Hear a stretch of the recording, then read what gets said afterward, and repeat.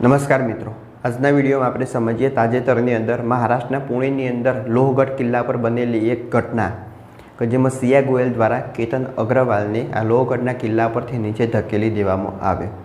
હજુ આ કેસ સાબિત થયેલો નથી. કોર્ટમાં કેસ ચાલુ છે. કોણ નિર્દોષ છે અને કોણ ગુનેગાર છે એના પર કોર્ટ દ્વારા કોઈપણ પ્રકારની ટિપ્પણી કરવામાં આવેલી નથી.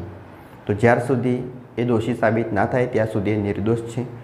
પણ મહારાષ્ટ્ર સરકાર દ્વારા તાજેતરની અંદર જ જે મૃતકના પિતા છે એમની સીએમ ત્યાંના મહારાષ્ટ્રના સીએમ દેવેન્દ્ર ફડણવીસ મળેલા હતા અને એમના દ્વારા એક વકીલની વ્યવસ્થા કરવામાં આવી કે જે મૃતક છે એના તરફથી ઉજ્જવલ નિકમ નામના જે વકીલ છે એ આ કેસ લડશે. તો આજના વિડીયોમાં આપણે સમજીએ કોણ છે આ ઉજ્જવલ નિકમ અને અત્યારે એ ખૂબ ચર્ચાનો વિષય છે. તો ભારતમાં જ્યારે કોઈ પણ આતંકવાદી હુમલો, દેશદ્રોહ અથવા ખૂબ જ ચર્ચાસ્પદ હત્યાકાંડનો કેસ સામે આવે ત્યારે વારંવાર એક નામ ખૂબ ચર્ચામાં હોય છે અને એ હોય છે ઉજ્જવલ નિકમ. તાજેતરમાં તેઓ ફરી એક વખત સમગ્ર દેશમાં ચર્ચાનો વિષય બનેલા છે. પરંતુ સવાલ એ છે કે આખરે ઉજ્જવલ નિકમ કોણ છે, તેમને એવા કેવા કેસો લડ્યા છે જેના કારણે તેમને ભારતના સૌથી જાણીતા વકીલોમાંના એક માનવામાં આવે છે અને હાલમાં તેઓ ફરી કેમ ચર્ચામાં છે. તો આ દરેક પ્રશ્નના જવાબ આપણે આજે મેળવીએ. શરૂઆત કરીશું ઉજ્જવલ નિકમ કોણ છે.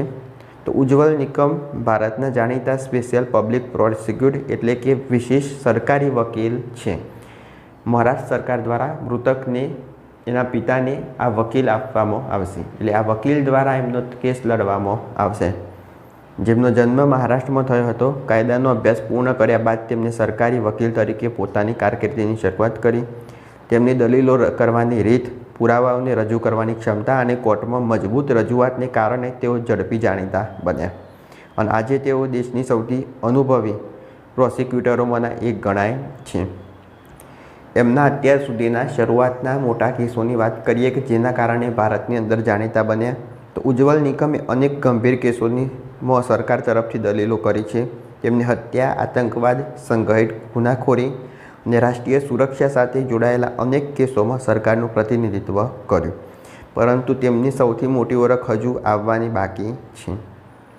26/11નો હુમલો આપણે જાણીએ છીએ. આતંકવાદીઓ દ્વારા આજે હુમલો કરવામાં આવ્યો. 26 નવેમ્બર 2008માં રોજ પાકિસ્તાનથી આવેલા આતંકવાદીઓએ મુંબઈમાં અનેક સ્થળોએ હુમલા કરેલા હતા. એના વિશે એક વિડીયો અલગથી આપણે બનાવેલો છે. જો વિડીયો ન જોયેલો હોય તો તમે આપણી ચેનલ પર મુલાકાત લઈ વિડીયો જોઈ શકો. 26/11 પાકિસ્તાનથી આવેલા આતંકવાદીઓ દ્વારા મુંબઈની અંદર કહેર મચાવવામાં આવેલો હતો.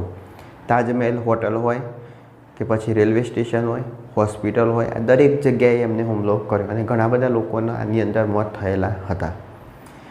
પછી કમાન્ડો દ્વારા આનું ઓપરેશન સંભાળવામાં આવ્યું.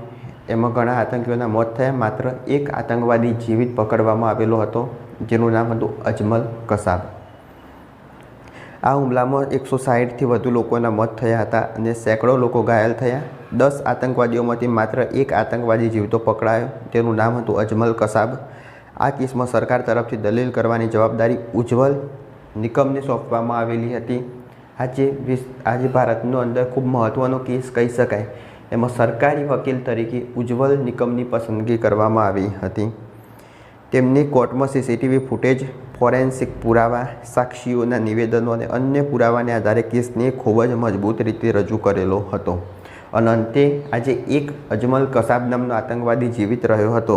તો અંતે કોર્ટ દ્વારા અજમલ કસાબને ફાંસીની સજા ફટકારવામાં આવી અને 2012માં તેને ફાંસી આપવામાં આવી હતી. 2008થી 2012 સુધી આ કેસ ચાલ્યો અને 2012માં છેવટે એને ફાંસી આપી.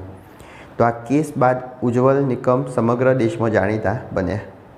એમના અન્ય પણ કેટલાક મહત્ત્વના કેસ છે એના વિશે માહિતી મેળવીએ તો 26/11 સિવાય પણ તેમને અનેક હાઈ પ્રોફાઇલ કેસોમાં સરકારનું પ્રતિનિધિત્વ કરેલું છે. તેમાં આતંકવાદી હુમલાઓ, બોમ્બ બ્લાસ્ટ અને અન્ય ગંભીર ગુનાઓનો કેસ સામેલ છે. આ કારણસર તેમને ભારતના સૌથી વિશ્વસનીય સરકારી વકીલોમાં સ્થાન મળ્યું છે. તેમને ભારત સરકાર દ્વારા પદ્મશ્રી પુરસ્કારથી પણ સન્માનિત કરવામાં આવેલા છે. હવે આપણે સમજીએ કે હાલમાં આ કેમ ચર્ચામાં છે તે. તો હાલમાં ઉજ્જવલ નિકમ ફરીથી ચર્ચાનો વિષય બનેલા છે. તાજેતરમાં મહારાષ્ટ્ર સરકારે તેમને ચર્ચાસ્પદ કેતન અગ્રવાલ હત્યા કેસ વિશે સરકારી વકીલ તરીકે નિયુક્ત કરેલા છે. એટલે કે કેતન અગ્રવાલ તરફથી કેસ ઉજ્જવલ નિકમને સોંપવામાં આવેલો છે. આ કેસે સમગ્ર દેશમાં ધ્યાન ખેંચ્યું છે. સરકારે જણાવ્યું છે કે કેસની ઝડપથી સુનવાઈ થાય અને મજબૂત રીતે દલીલો રજૂ થાય તે માટે ઉજ્જવલ નિકમની નિમણૂક કરવામાં આવેલી છે. એના પછી વાત કરીએ તો આ ઉપરાંત તેના જીવન પર આધારિત Prahar the Ujjwal Nikam story film પણ ખૂબ ચર્ચામાં હતી. આ ફિલ્મમાં તેમની કારકિર્દી અને જાણીતા કેસો દર્શાવવામાં આવેલા છે. લોકો તેમને કેમ પસંદ કરે છે એમ જાણીએ તો ઘણા લોકોનું માનવું છે કે ઉજ્જવલ નિકમ કોર્ટમાં ખૂબ જ તૈયારી સાથે હાજર રહે છે. એમના પુરાવા, એમની દલીલ કરવાની પદ્ધતિ, રીત, કાયદાની જોગવાઈઓ, કાયદાના જાણકાર તો આ દરેક વસ્તુ એમનામાં ખૂબ સારા પ્રમાણમાં છે કે જે કોઈ એક કેસને યોગ્ય રીતના સમજી અને એના પર યોગ્ય રીતના દલીલ કરી શકે અને કેસને યોગ્ય અંજામ સુધી પહોંચાડી શકે છે. એટલે ઉજ્જવલ નિકમની પસંદગી કરવામાં આવેલી છે.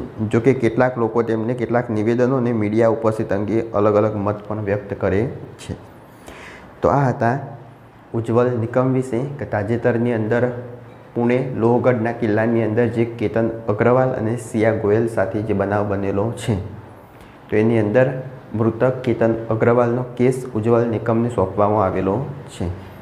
તો આગળ હવે આપણે જોઈશું આ કેસની શું સુનાવણી થાય છે તેના વિશે. જો આ વિડીયો ગમેલો હોય તો લાઈક કરો, શેર કરો, ચેનલ સબસ્ક્રાઈબ કરો. ત્યાં સુધી જય હિન્દ, જય ભારત.